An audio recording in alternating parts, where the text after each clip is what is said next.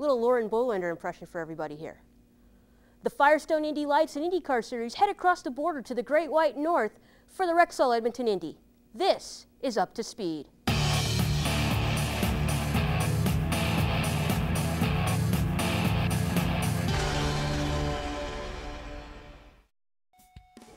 Well, we've had a weekend off from the racetrack, which means you've missed a week of those sage-like predictions from our Fantasy Insider.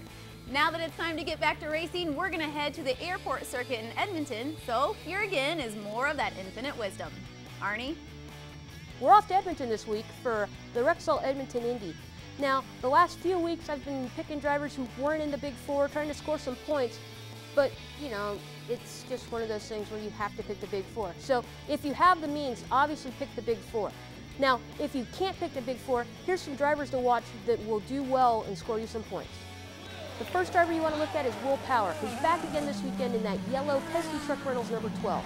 Will's finished in the top 6 in all 4 of his races this season, and I think he's a solid pick to finish in the top 4 this weekend. Another driver you want to look at is that 2 car of Rafael Matos. Rafa won the doubleheader in Atlantic in 2007 at Edmonton, so he knows how to get around that place quickly.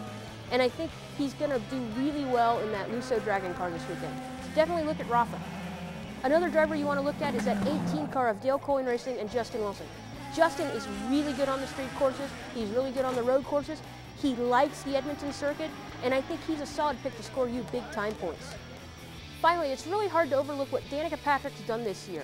No matter how poorly she qualifies, she always finds a way to finish in the top 5 or 6. If she qualifies really well at Edmonton, she could challenge for the win. Take a look at the 7 car as your dark horse pick of the week. Firestone Indy Lights time. I think James Hinchcliffe finally breaks through, scores his first win of the season in his home country. Second, take J.R. Hildebrand. He's looking to maintain his points lead. He's always going to run up front. And third, look at either James Davison or Sebastian Saavedra.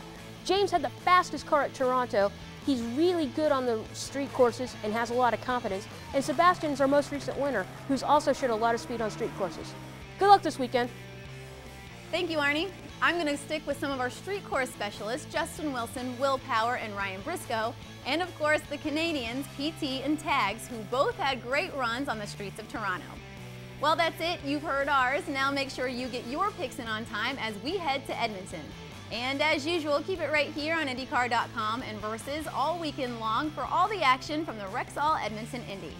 I'm Lauren Bolander, and you're up to speed.